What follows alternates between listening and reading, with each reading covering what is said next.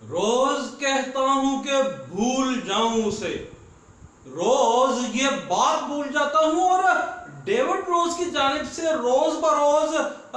کھوتی ہوئی ساکھ پاکستان مسلم لیگ نون کی جانب سے آج کے روز ایک اور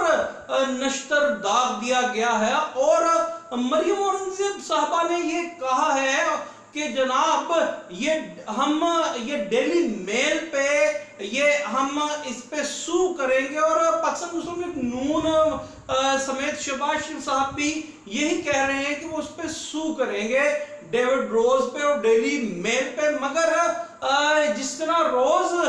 یہ آج ڈیوڈ روز کی یہ خبر جاری ہو گئی کہ زلزلہ زدگان کی امداد کے واسطے جو فنڈز دیے گئے تھے ماضی میں اس کو بھی نہ بخشا گیا، اور پاکستان مسلم لیگ نون کے اس وقت سی ایم شہباز شریف نے وہ پاؤنڈز ہیں جو 1 ملین آف پاؤنڈز اپنے ذاتی اکاؤنٹ میں اپنے داماد علی عمران کے راستے وہ منتقل کیے، تو آج کے روز انہوں نے یہ تو کہہ دیا ڈیوڈ روز کی خبر پہ، مگر وہ روز یہ کہتے بھی ہیں اور بھول بھی جاتے ہیں۔ چونکہ آپ کو یاد ہو کہ نہ یاد ہو، یہ جو سکرین پہ چل رہا ہے 1999 کی یہ وہ ڈاکومنٹری ہے جو B B C British broadcasting company نے from Pakistan to Park Lane کے نام سے چلائی تھی، جس میں بتایا تھا کہ کس طرح نواز شریف صاحب نے کک بیکس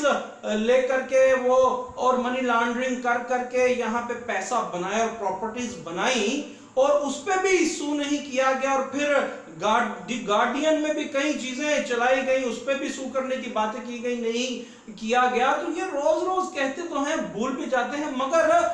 کیا کیجئے کہ ہم تو یہ پاکستان مسلم لیگ نون نواز شریف صاحب ہوں، مریم صفدر صاحبہ ہوں یا شہباز شریف صاحب ہوں، بلکہ پوری مسلم لیگ نون بڑی ہی وزادار قسم کی جماعت ہے،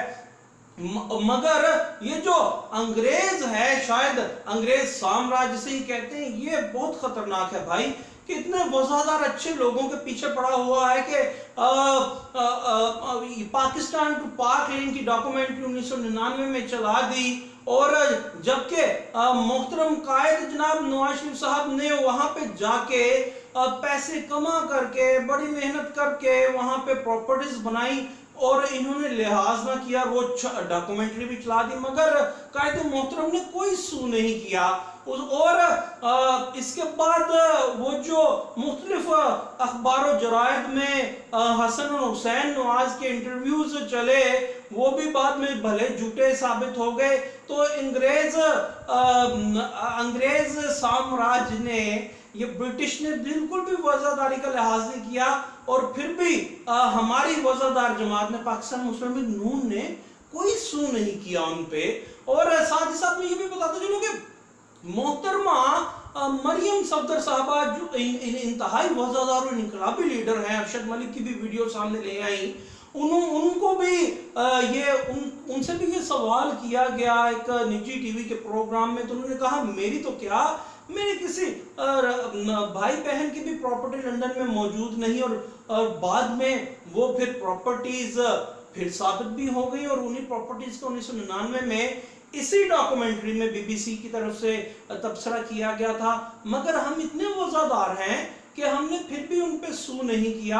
اور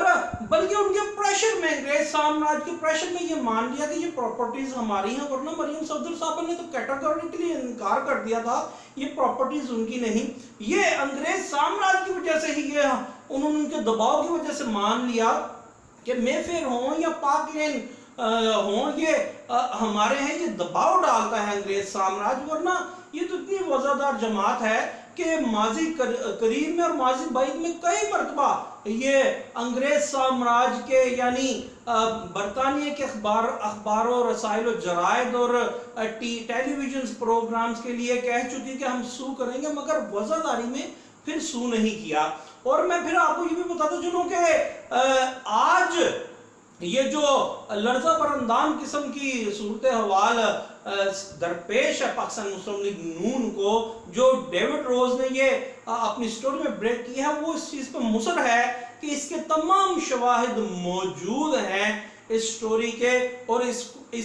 کے اوپر پاکستان مسلم لیگ نون اور مریم اورنگزیب صاحبہ